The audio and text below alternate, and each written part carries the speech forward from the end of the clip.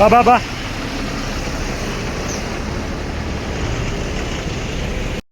ಕರುನಾಡು, ನಾನು ಸಾಗರ್ ಜಾನಕೆರೆ, ಮಲೆನಾಡು ರಕ್ಷಣಾ ಸೇನೆಯ ರಾಜ್ಯಾಧ್ಯಕ್ಷರಾಗಿರ್ತೀನಿ.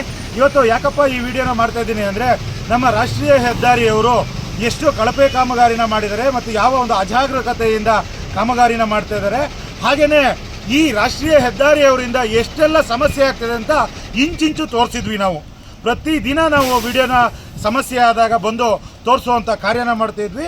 ನಮ್ಮ ಸ್ಥಳೀಯ ಪತ್ರಕರ್ತರಿರ್ಬೋದು, ಮಾಧ್ಯಮ ಮಿತ್ರರಿರ್ಬೋದು, ಪ್ರತಿಯೊಬ್ಬರು ಸಹ ಈ ಸಮಸ್ಯೆಯ ಬಗ್ಗೆ ಧ್ವನಿ ಎತ್ತಿದ್ರು ಮತ್ತು ಎಲ್ಲ ಸಂಘಟನೆಯವರು ಸಹ ಧ್ವನಿ ಎತ್ತಿದ್ರು. ಆದರೂ ಸಹ ಈ ರಾಷ್ಟ್ರೀಯ ಹೆದ್ದಾರಿಯವರು ಅಜಾಗರೂಕತೆ ಮತ್ತು ಅವೈಜ್ಞಾನಿಕ ಕಾಮಗಾರಿಯಿಂದ ಇವತ್ತು ಈ ರಾಷ್ಟ್ರೀಯ ಹೆದ್ದಾರಿನಲ್ಲಿ ಯಾವ ರೀತಿ ಸಮಸ್ಯೆ ಆಗಿದೆ ಅನ್ನೋದನ್ನು ನಾನು ನಿಮಗೆ ಇಂಚಿಂಚು ತೋರಿಸ್ತೀನಿ ಸ್ನೇಹಿತರೆ. ನಿನ್ನೆ ರಾತ್ರಿ ಸುಮಾರು ಒಂದು 10 ಗಂಟೆನ 11 ಗಂಟೆಯಿಂದ ಈ ರಾಷ್ಟ್ರೀಯ ಹೆದ್ದಾರಿ ಸಂಪೂರ್ಣ ಬಂದಾಗಿರುತ್ತೆ.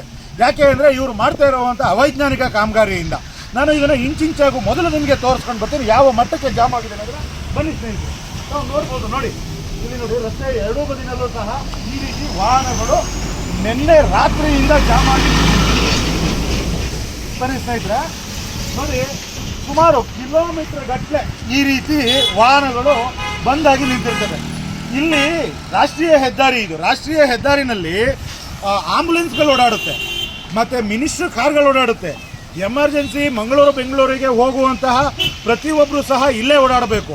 ಯಾವುದೇ ಒಂದು ಆರೋಗ್ಯದ ನಿಮಿತ್ತ ಓಡಾಡಬೇಕು, ಯಾವುದೇ ಒಂದು ಜೀವ ಹೋಗ್ತಾ ಇದೆ ಅಂದ್ರೂ ಇದೇ ರಸ್ತೆಯಲ್ಲಿ ಆಂಬುಲೆನ್ಸ್ ಮುಖಾಂತರ ತೊಗೊಂಡು ಹೋಗಬೇಕು. ಸ್ನೇಹಿತರೆ ನೋಡಿ, ಇಲ್ಲೂ ತೋರಿಸ್ತೀನಿ ನಿಮಗೆ, ಒಂದೇ ಬದಿಯಲ್ಲ ಎರಡೂ ಬದಿನಲ್ಲಿ ತೋರಿಸ್ತೀನಿ. ಸುಮಾರು ಕಿಲೋಮೀಟರ್ ಗಟ್ಟಲೆ ಜಾಮ್ ಆಗಿ ನಿಂತಿದೆ.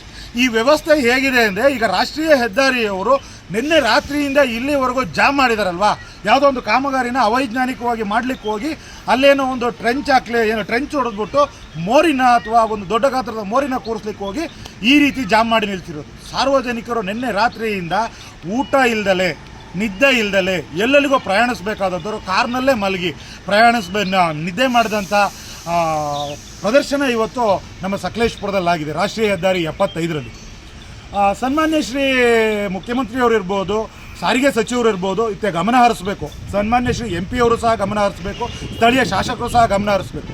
ಯಾಕೆ ಇಷ್ಟನ್ನೆಲ್ಲ ಹೇಳ್ತಾ ಇದ್ದೀನಿ ಅಂದರೆ, ನಾನು ಹೇಳ್ತಾ ಇರುವ ಉದ್ದೇಶ ಇಷ್ಟೇ. ಯಾರೋ ಒಬ್ಬ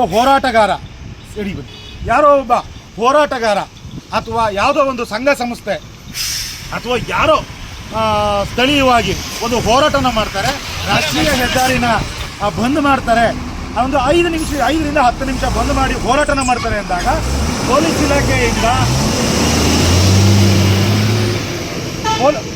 ಇಲಾಖೆಯಿಂದ ನಾವು ಪರ್ಮಿಷನ್ ತಗೋಬೇಕಾಗುತ್ತೆ.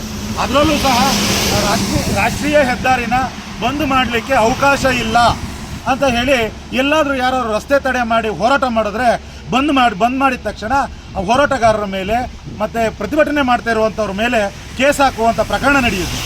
ಆದರೆ ಇವತ್ತು ನಿನ್ನೆ ರಾತ್ರಿಯಿಂದ ಇಲ್ಲಿವರೆಗೆ ಏನು ರಸ್ತೆ ಬಂದಾಗಿದೆ, ಇದಕ್ಕೆ ಬಂದಾಗಿರೋದಕ್ಕೆ ಕಾರಣಕರ್ತರು ಯಾರು?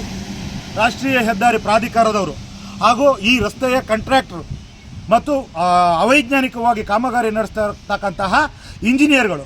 ಇವರುಗಳ ಮೇಲೆ ಈ ನಮ್ಮ ಪೊಲೀಸ್ ಇಲಾಖೆ ಕಾನೂನು ರೀತಿಯ ಕ್ರಮ ಕೈಗೊಳ್ಳುತ್ತಾ ಅನ್ನೋದನ್ನ ನಾವು ಕಾದು ನೋಡಬೇಕಾಗುತ್ತೆ.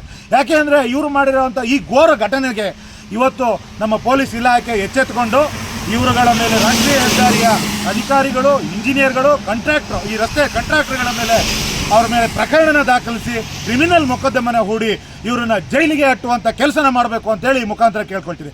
ಯಾಕಂದರೆ ನಿನ್ನೆ ರಾತ್ರಿಯಿಂದ ರಸ್ತೆಯಲ್ಲಿ ಲಾರಿ ಚಾಲಕರಿರ್ಬೋದು, ಆನಂತರ ಕಾರು ಚಾಲಕರಿರ್ಬೋದು, ಅದ್ರ ಕಾರ್ ಮಾಲೀಕರಿರ್ಬೋದು, ಅದರಲ್ಲಿ ಸಣ್ಣ ಪುಟ್ಟ ಮಕ್ಕಳಿದ್ದಾರೆ, ಅದಾದಮೇಲೆ ವಯಸ್ಕರಿದ್ದಾರೆ, ಬೆಂಗಳೂರಿಂದ ಮಂಗಳೂರಿಗೆ ಹೋಗುವಂಥ ವಾಹನದಲ್ಲಿ ಹೋಗುವಂಥ ಪೇಷಂಟ್ಸ್ ಇದ್ದಾರೆ, ಹಾಗೆಯೇ ಆಂಬುಲೆನ್ಸ್ಗಳಿದೆ. ಇಂಥವ್ರಿಗೆಲ್ಲರಿಗೂ ಸಹ ಸಮಸ್ಯೆ ಮಾಡಿದಾಗ ಈ ನಮ್ಮ ಪೊಲೀಸ್ ಇಲಾಖೆ ಇವರ ಮೇಲೆ ಶಿಸ್ತು ಕಾನೂನು ರೀತಿಯ ಕ್ರಮ ಕೈಗೊಳ್ಳಬೇಕು, ಹಾಗೆಯೇ ಇವರನ್ನ ಜೈಲಿಗೆ ಅಟ್ಟುವಂಥ ಕೆಲಸನ ಮಾಡಬೇಕು ಅಂತೇಳಿ ಈ ಮುಖಾಂತರ ಕೇಳ್ಕೊಳ್ತೀವಿ ಸ್ನೇಹಿತರೆ. ಹಾಗೆಯೇ ಒಂದು ಕ್ಷಣ ಮತ್ತೊಮ್ಮೆ ನಿಮಗೆ ಈ ವಿಡಿಯೋದಲ್ಲಿ ಯಾವ ಮಟ್ಟಕ್ಕೆ ಜಾಮ್ ಆಗಿದೆ ಅನ್ನೋದನ್ನು ತೋರಿಸ್ತೀನಿ. ಬನ್ನಿ